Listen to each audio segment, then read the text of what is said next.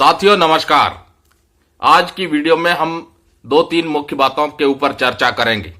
पहला तो 8th central पे कमीशन, जिसके जरिए देश के तमाम केंद्रीय कर्मचारियों और पेंशन भोगियों की सैलरी और पेंशन में बदलाव होना है।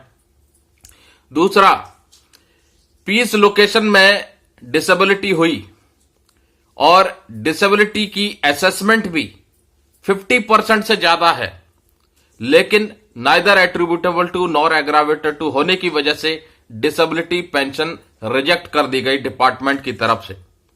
बाद में बंदा कोर्ट का दरवाजा खटखटाता है और उसको न्याय मिलता है, और वो जो neither attributable to nor aggravated to होने की वजह से डिसेबिलिटी पेंशन रिजेक्ट कर दी गई थी, बाद में वो एट्रीब्यूटेबल या एग्रावेटेड मानी गई तमाम फैक्ट्स को छानने के बाद, और डिसेबिलिटी पेंशन के वे हकदारी बने। इस विषय को भी आपको विस्तार से बताएंगे। पहले बात करेंगे 8वें वेतन आयोग की। दोस्तों, केंद्र सरकार के कर्मचारियों और पेंशन भोगियों के लिए सरकार की तरफ से 8वें वेतन आयोग के गठन को मंजूरी दे दी गई, और पे कमीशन अब सिलसिलेवार तरीके से अपना काम भी शुरू कर देगा। पे कमीशन की सिफारिशों को केंद्र सरकार को जल्द ही सौंप देगा, ऐसी उम्मीद की जा रही है। अब ये जल्द लगभग 1 साल हो सकता है। दूसरा, जो 1 जनवरी 2026 को सैलरी रिवाइज होनी है, क्या वो सही समय पर रिवाइज हो पाएगी?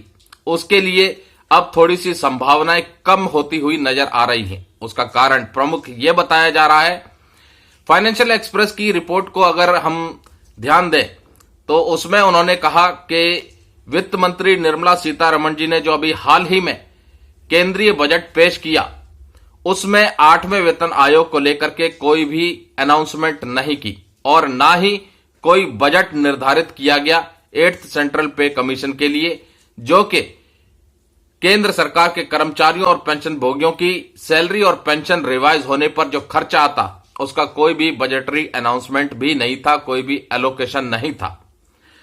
अब सवाल खड़ा होता है कि अगर बजट जो है अलॉट नहीं किया है तो क्या पे कमीशन की सिफारिशें लागू हो जाएंगी?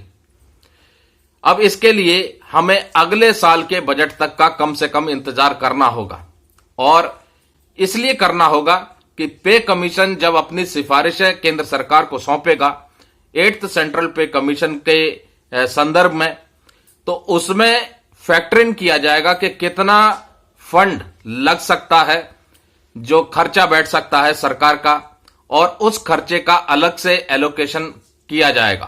तो कहीं ना कहीं यह मान के चला जा सकता है कि 1 जनवरी 2026 से सैलरी और पेंशन रिवाइज नहीं होगी। ये इंप्लीमेंटेशन जो होगा इसमें वक्त लगेगा, और बाद में हो सकता है कि एरियर के साथ भुगतान कर दिया जाए। अब बात कर लेते हैं दोस्तों, पीस लोकेशन में डिसेबिलिटी हुई और neither attributable to nor aggravated to होने की वजह से डिसेबिलिटी पेंशन रिजेक्ट कर दी गई।